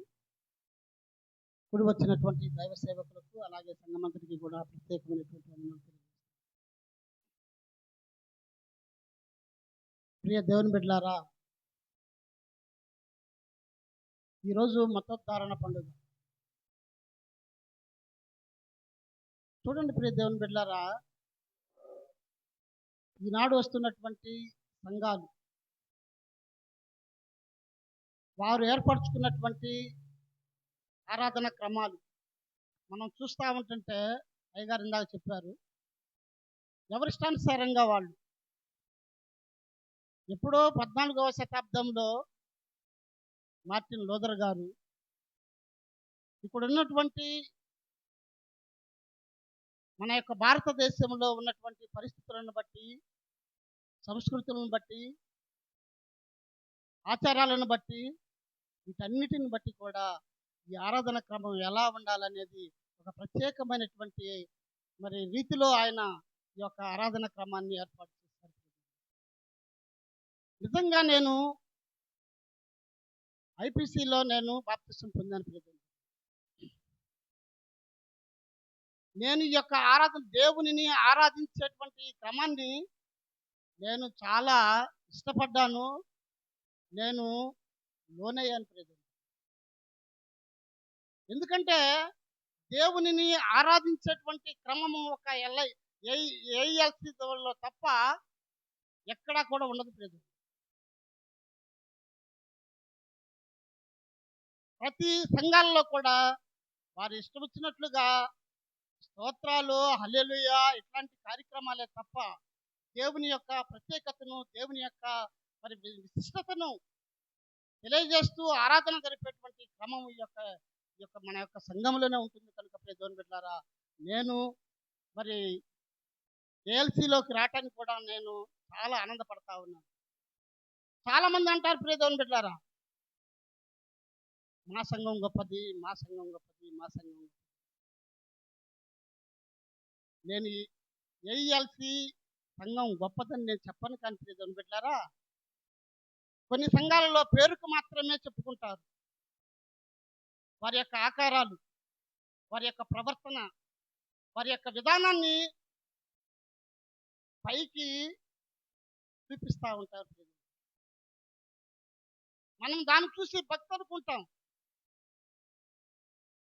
నేను విమర్శించట్లేదు కానీ ప్రియ దేవుని బిడ్డలారా, కాబడితే మనకి వస్త్రధారణ, ఆ యొక్క క్రమము, కొన్ని కట్టుబాట్లు మనం పాటించలేకపోతా ఉన్నాం. అందుకనే ఈ సంఘాన్ని చులకనగా,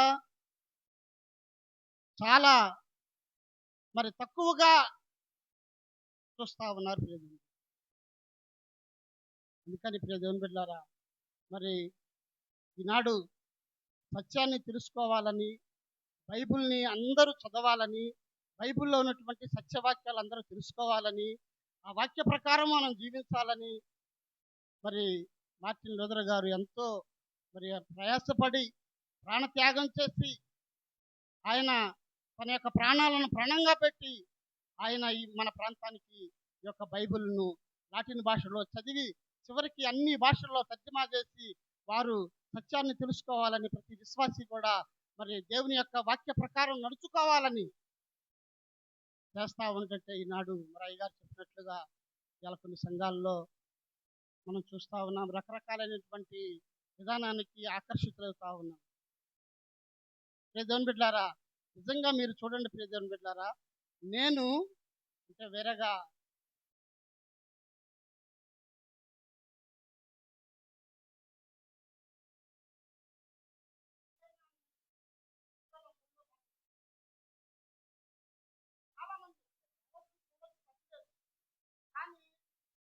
చాలా వరకు ప్రియ దేవుని బిడ్డలారా, నాకు వీలున్నంత వరకు దేవుడు నాకు అనుగ్రహించినటువంటి విశ్వాసాన్ని బట్టి నేను దేవునిలో మరి భయభక్తులు కలిగితూ దేవునికి ఇష్టడుగా నా విశ్వాసాన్ని బట్టి నేను నడుచుకుంటా ఉన్నాను. అంతే తప్ప నేను దేనికి కూడా ఇక్కడ ఉన్నటువంటి వాతావరణాన్ని బట్టి లేకపోతే పరిస్థితులను బట్టి మారేటువంటి వాడిని కాదని, అలాగే మీ అందరూ కూడా మన యొక్క సంఘం యొక్క విశిష్టతను, మన సంఘం యొక్క మరి ప్రత్యేకతను మనం కూడా ఒక మంచి విశ్వాసిగా ఉండి మరి మీరందరూ కూడా ఈ సంఘాన్ని అభివృద్ధి పదంలోకి నడిపించాలని కోరుకుంటూ నాకు ఇచ్చినటువంటి అవకాశాన్ని బట్టి మరి అయ్యగారికి మీ అందరికీ కూడా హృదయపూర్వకమైనటువంటి వందనాలు తెలియజేస్తూ నేను సెలవు తీసుకుంటాను. మంచిది ప్రియులారా, చక్కగా సంతానాన్ని గురించి మంచి సందేశాన్ని, మంచి గ్రీటింగ్స్ మరి ఇంత విలువైన మాటలు అందించినటువంటి ఆల్రెడీ డెలిగేట్ గారికి మరొకసారి ప్రత్యేకించి వందనాలు చెల్లిస్తున్నాను. సమయంలో మరికొన్ని మాటలు ఎక్స్ డెలిగేట్ గారు ప్రకాష్ గారు కూడా 2 మాటలు తెలియజేయాలని ప్రేమతో ఆహ్వానిస్తున్నాను. 2 మాటలు 9 ముగించుకుందాం. ప్రకాష్ గారు కూడా 2 మాటలు తెలియజేయాలని ప్రేమతో వారిని కూడా ఆహ్వానిస్తూ సమయాన్ని అర్పిస్తూ ఉన్నారు.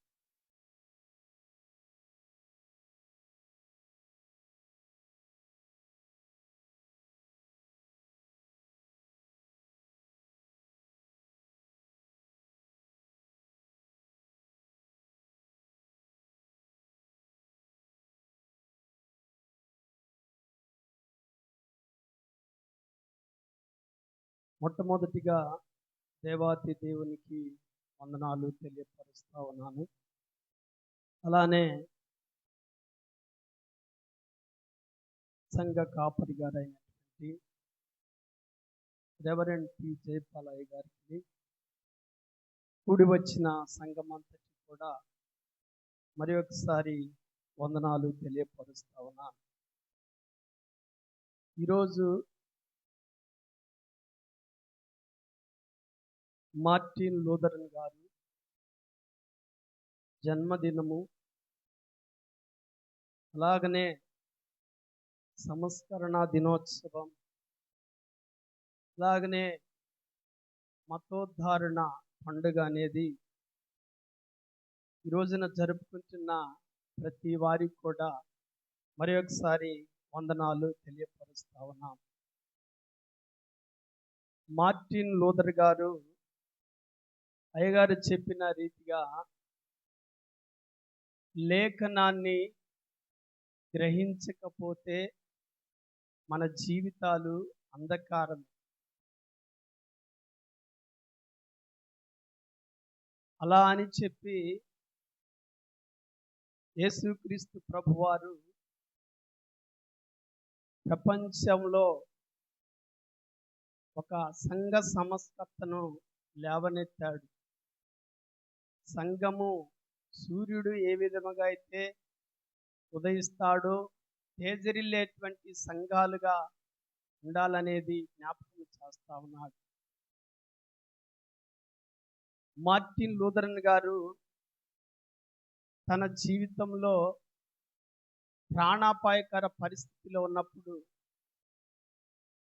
తాను విశ్వవిద్యాలయం నుండి ఆ గదికి తిరిగి గుర్రంపై వెళ్తున్న సమయంలో వాతావరణం అకస్మాత్తుగా మారిపోయి పెద్ద మరి ఉరుములు, వాతావరణానికి, ఆ వర్షానికి ఆయన లూథరన్ గారు భయపడి ఆ సమయంలో దేవుణ్ణి నేను విశ్వసిస్తున్నా అని చెప్పేసి తీర్మానం చేసుకొని దేవుణ్ణి నమ్ముకున్న వ్యక్తిగా చూస్తా ఉన్నాం. అలాగనే తన జీవితంలో మరి యాజకుడిగా అభిషేకం పొందిన వ్యక్తిగా చూస్తా ఉన్నాం.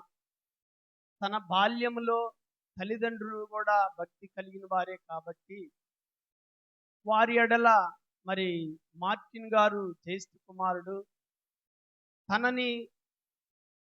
తన పుట్టిన మరుసటి రోజే దేవాలయానికి తీసుకొచ్చి బాప్తిస్మం ఇప్పించినటువంటి తల్లిదండ్రులను చూస్తా ఉన్నాం. తను ఎంతో కష్టపడి చదవాలి లాయర్ గాని తండ్రి ఆశపడ్డాడు. ఆ సమయంలో మంచిగానే చదివించాడు, కానీ తండ్రి నిరాశ చెందాడు.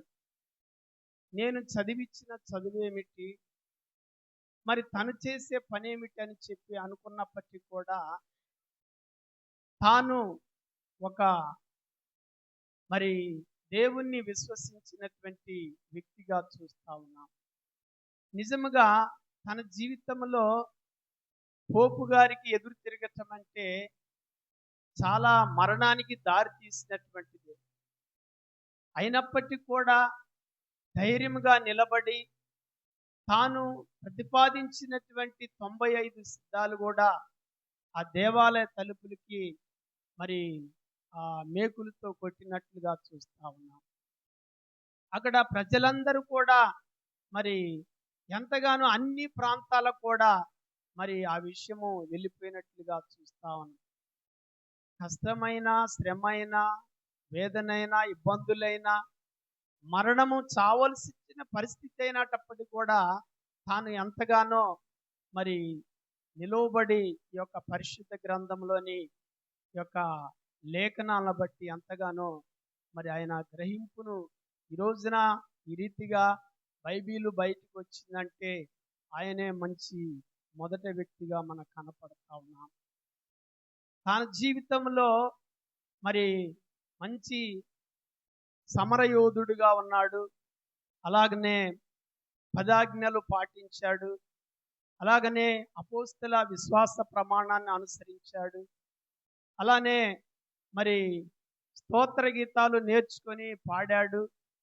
అలాగా తన జీవితంలో మరి ఎంతగానో దేవుణ్ణి విశ్వసించిన వ్యక్తిగా చూస్తా ఉన్నాం. యాజకుడంటే చాలా కష్టమైన పనే. ఈ రోజున దైవజనులు మన మధ్యలో వాక్యం అందిస్తా ఉన్నారంటే వారి యొక్క ప్రయాసము దేవుడు ఎప్పుడు కూడా కాదనక ప్రతిఫలం ఇచ్చేవాడు. ఈరోజు ఎన్ని డిపార్ట్మెంట్లైనా ఉండొచ్చు, కానీ ఆ డిపార్ట్మెంట్ అన్నిటిలో కూడా ఉన్నతమైనటువంటి కొలువులో ఉన్నవాడే యాజకుడు. నిజముగా మనము ఏమన్నా సంఘములో ఎవరు అలిగినా, సంఘములో మరి ఎవరు కించపరిచినా మరి అన్నీ సర్దుకొని పోయి మనల్ని ఆత్మీయంగా ఎదగాలనే ఆశ తలంపు కలిగిన వాడే యాజకుడు. కనుక ఒకరిని ఒక విధంగా మరొకరిని మరొక విధంగా చూసేటువంటి తత్వము కలిగిన వారు కాదు యాజకులు. యాజకులు మరి దేవుని చేత ఏర్పరచబడిన వారు. వారికున్న ప్రయాసం ఎలాంటిదంటే వారు చిన్ననాటి నుండి కూడా దేవునిలో ఎన్ని సంఘాలు చూసుంటారు, ఎంతమంది జనాంగాన్ని చూసుంటారు. అలాంటి అవస్థలు పడుతూ కూడా ఈ రోజున ఆ పరిచర్యలో నిలవబడ్డారంటే అది వారికి గొప్ప కృపే. అలాంటి సేవ కొంతమంది కూడా మధ్యలో వదిలేసిపోయిన వ్యక్తులు కూడా ఉన్నారు. కనుక భారభరితంతో కూడినటువంటిది. ఒక్కో సమయాన పాంప్లెట్స్ పంచే సమయంలో కూడా చూసావులే పోవాయా, నువ్వు మాకు పంచొచ్చావని తీసుకున్నటువంటి వ్యక్తులు కూడా దౌర్జన్యం చేసినటువంటి దినాలను కూడా చూస్తా ఉన్నాం. కనుక సువార్త అనేది చాలా భారభరితమైనటువంటిది. సువార్తలో యాజకులు అనేటువంటి వారు దేవుడే మా ఆస్తి అనుకునేవారు, దేవుడే మా సర్వం అనుకునేవారు, దేవుడే మరి మాకు అన్నీ అని చెప్పి ఆలోచన కలిగి జీవించేటువంటి వారు. కనుక ఈ రోజున యాజకులు లూథరన్ సంఘాల్లోనే కాదు, ఏ సంఘాల్లో అయినా కొంతమంది ఎలా ఉంటారో తెలియదు, కానీ మరో కొంతమంది దేవుణ్ణి విశ్వసించి దేవుని వాక్యాన్ని ఎదజల్లుతున్న సేవకులుగా జ్ఞాపకం చేస్తా ఉన్నాం. కనుక పరిశుద్ధ గ్రంథం అనేది చాలా పవిత్రము కలిగినటువంటిది. ఆ మాటలు చాలా అమూల్యమైనటువంటిది, బంగారం కంటే కూడా విలువ కలిగినటువంటిది. కనుక ఆ మాటలు మనం ఆత్మీయంగా హృదయంలో చేర్చుకోకపోతే వ్యర్థులమే, మనకు ఆ జీవితము వ్యర్థమే అనేది జ్ఞాపకం చేస్తాం. కనుక ఈ రీతిగా మనం అందరం కూడా మరి కోఆపరేషన్గా సంఘంకి మరి చేదోడు వాదోడుగా అందరం కలిసి ఐక్యతలో సేవకునిగా తోడ్పాటుగా నిలబడి బలపరుస్తూ మనము కూడా ముందుకు సాగాలని, అలాంటి వారిని దేవుడు లేవనెత్తి మరి ఎక్కువగా సంఘాలు బలపడి ఈ యొక్క మరి లూథరన్ సంఘాలే కాదు, ఈ యొక్క మరి కార్యక్రమాన్ని నిర్వహిస్తున్న ప్రతి సంఘాల్లో కూడా దేవుడు వారందరి కుటుంబాలను ఆశ్రయించాలని చెప్పి ఈ కొద్ది మాటలు ముగిస్తూ సెలవు తీసుకుంటా ఉన్నాం. మంచి మాటలు తెలియజేసినటువంటి మరి ఎక్స్ డెలిగేట్ గారు ప్రకాష్ గారు కూడా సంఘపక్షంగా హృదయపూర్వకమైనటువంటి వందనాలు చెల్లిస్తున్నాను. చివరి మాటలుగా మన మధ్యలో ఉన్నటువంటి పౌలుశ్రీని గారు, ఎక్స్ ట్రెజరర్ గారు పౌలుశ్రీని గారు 2 మాటలు సరే ప్రార్థన చేసుకుందాం. చివరి ప్రార్థన మన మధ్యలో ఉన్నటువంటి మోషే గారు, దైవజనులు మోషే గారు చివరి ప్రార్థనలు మన నడిపిస్తారు. పరలోక ప్రార్థన దైవాశ ఏర్పాటు చేయబడింది. ప్రార్థన అనంతరము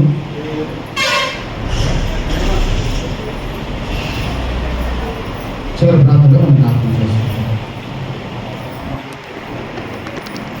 అందరూ పిల్లల వచ్చి ప్రార్థించుకుంటాము. ప్రార్థన. మహాపరిశుద్ధుడైన తండ్రి, ప్రేమ స్వరూపుడా మా ప్రియ పరలోకపు తండ్రి, ఈ అపారమైన ప్రేమకై స్తుతులు స్తోత్రాలు చెల్లిస్తున్నాము. ప్రభు ఈరోజు అయ్యా మహనీయుడు మార్టిన్ లూథర్ గారి యొక్క తను తీసుకొచ్చినటువంటి ప్రపంచానికి పరిచయం చేసినటువంటి పరిశుద్ధ గ్రంథమైనటువంటి మతోద్ధారణ పండుగనే ప్రభువా మరి యొక్క సమయంలో ఈరోజు జరుపుకోవడానికి మీరు మాకు అనుగ్రహించిన సమయాన్ని బట్టి, ఈ సమయాన్ని ఇచ్చినటువంటి సంఘ బిడ్డలను బట్టి, దైవ సేవకులను బట్టి, ప్రతి కుటుంబంలో బట్టి జ్ఞాపకం చేసుకుంటున్నాం ప్రభువా. అలాగే మహనీయుడి గురించి మాట్లాడడానికి ప్రపంచంలో ప్రభువా ఈ వాక్యం లేకనే ఎంతోమంది నశించి నీరు గారిపోతున్నారు ప్రభువా. మార్టిన్ లూథర్ గారు పోపులకు ఎదిరి తిరిగి ప్రభువా మరుగైనటువంటి సత్యాన్ని బట్టబయలు చేసి పరిశుద్ధ గ్రంథమైనటువంటి బైబిల్ని మాలాంటి ప్రభువా దీనుల చేతుల్లో ఉంచడానికి మార్టిన్ లూథర్ గారు చేసినటువంటి కృషి అమోఘము. అది మాటలతో వర్ణించలేము ప్రభువా.